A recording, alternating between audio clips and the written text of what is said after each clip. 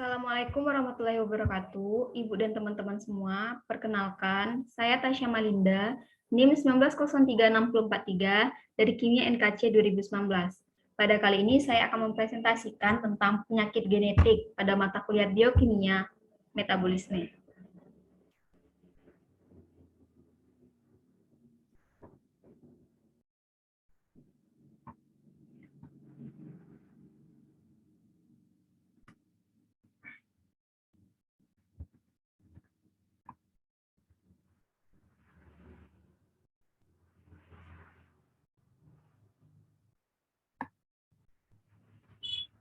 Untuk yang pertama, kita mempelajari tentang apa itu penyakit genetik. Penyakit genetik atau kelainan genetik merupakan gangguan kesehatan yang disebabkan oleh kelainan pada genom yang menyebabkan sebuah kondisi fenotip klinis, di mana kondisi ini dapat diakibatkan oleh mutasi pada satu gen atau monogenik atau beberapa gen atau poligenik atau kelainan kromosom.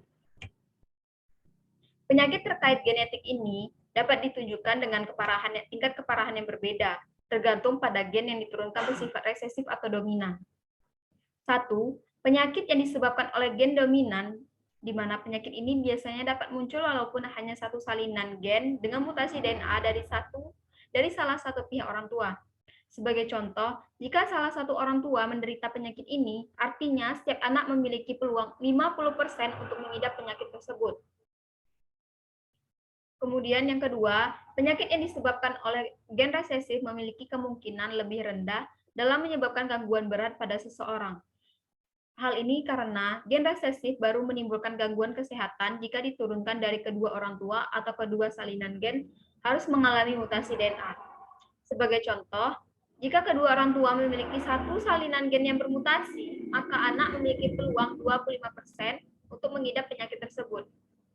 Dalam kasus ini, orang tua dapat disebut sebagai karir. Beberapa contoh dari penyakit genetik. Yang pertama yaitu anemia sel sabit. Anemia sel sabit ini merupakan penyakit sel darah merah yang dapat berubah bentuk. Jika normalnya sel darah merah berbentuk seperti donat, maka pada penderita penyakit ini bentuk sel darah merah berupa seperti sabit. Bentuk sel darah merah yang abnormal menyebabkan darah menjadi menggumpal dan terperangkap dalam pembuluh darah. Maka kondisi ini dapat memicu nyeri hebat dan komplikasi yang serius. Seperti contohnya, yaitu kerusakan pada organ, infeksi, dan sindrom pernapasan yang akut. Yang kedua, contohnya penyakit dari genetik ini merupakan talasemia, di mana penyakit talasemia ini merupakan kondisi genetik keturunan yang menyebabkan terbatasnya jumlah hemoglobin yang dapat diproduksi oleh tubuh secara alami. Kondisi ini akan membuat distribusi oksigen ke seluruh tubuh terhambat. Talasemia ini sendiri juga dapat menyebabkan anemia yang berat, di mana kondisi ini dapat membuat penderita talasemia memerlukan perawatan yang khusus. Misalnya, transfusi darah secara teratur. Kemudian, penyakit yang ketiga yaitu cystic fibrosis atau fibrosis kistik, di mana penyakit ini kondisi genetik kronis yang menyebabkan tubuh seseorang menghasilkan lendir yang kental dan lengket. Kondisi ini dapat menyebabkan gangguan pada sistem pernapasan, pencernaan, dan sistem reproduksi. Fibrosis kistik dapat diturunkan saat kedua orang tua memiliki gen penyakit ini. Pada umumnya, penderita penyakit gen genetik ini dapat mengalami gangguan kesehatan yang lebih berat, di mana penelitian dapat menunjukkan bahwa 95% pasien dengan penderita fibrosis kistik tidak dapat memiliki keturunan atau steril, dengan rata-rata usia bertahan hidup sekitar 33,4 tahun. Kelangsungan hidup mungkin dapat ditingkatkan dengan terapi fisik, suplementasi, makanan, dan penanganan medis. Kemudian untuk yang terakhir yaitu penyakit Tay-Sachs. Penyakit Tay-Sachs merupakan kondisi kelainan genetik yang disebabkan oleh cacat kromosom yang mirip dengan Down syndrome.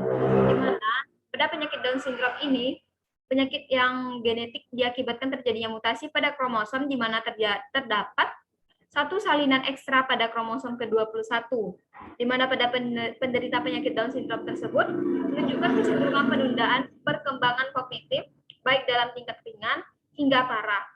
Untuk mengetahui kecenderungan Down syndrome ini, dilakukan tes screening pranata secara rinci pada darah ibu yang dapat dilakukan.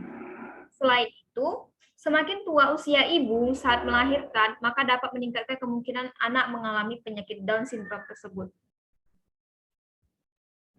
Kemudian kembali lagi pada penyakit Tay-Sachs tadi, di mana pada penyakit ini mengalami cacat pada kromosom ke-15. Kelainan ini menyebabkan gangguan sistem saraf dan merusaknya secara bertahap hingga bisa berakibat fatal. Kondisi ini seringkali menyebabkan kematian pada anak-anak saat berusia 5 tahun. Penyakit Tay-Sachs ini dapat juga terdeteksi ketika usia dewasa. Kondisi ini disebut dengan Late Onset Tay-Sachs atau LOTS, yang dapat menyebabkan tingkat kemampuan kognitif penderitanya berkurang.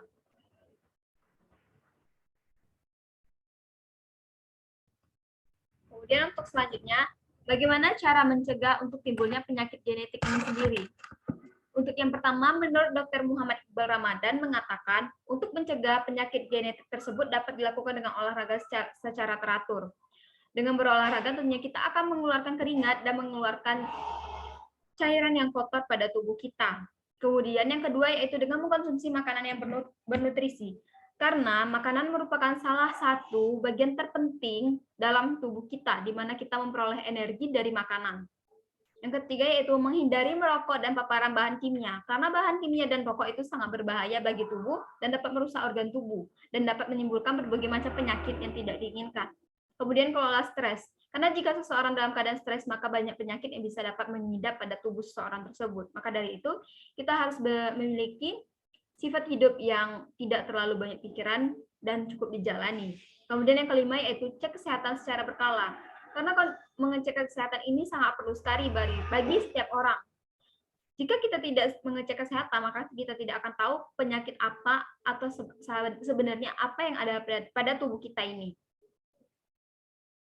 Setiap orang tentunya menginginkan kondisi yang sehat, maka untuk itu kita perlu menjaga makanan yang baik, 4 sehat 5 sempurna, dan melihat apa saja makanan yang kita makan. Tidak hanya makan dengan memakan yang terlalu cepat atau cepat saji, seperti instan dan lain sebagainya. Kita harus sangat peduli pada diri kita, dan kita harus sangat mengkontrol makanan yang akan masuk ke dalam tubuh kita, karena itu akan menjadi pengaruh untuk kehidupan kita beberapa tahun kemudian. Baik, sekian presentasi dari saya tentang penyakit genetik. Mohon maaf bila terjadi kesalahan. Cukup sekian. Saya akhiri dengan wabillahi taufiq wal hidayah. Wassalamualaikum warahmatullahi wabarakatuh.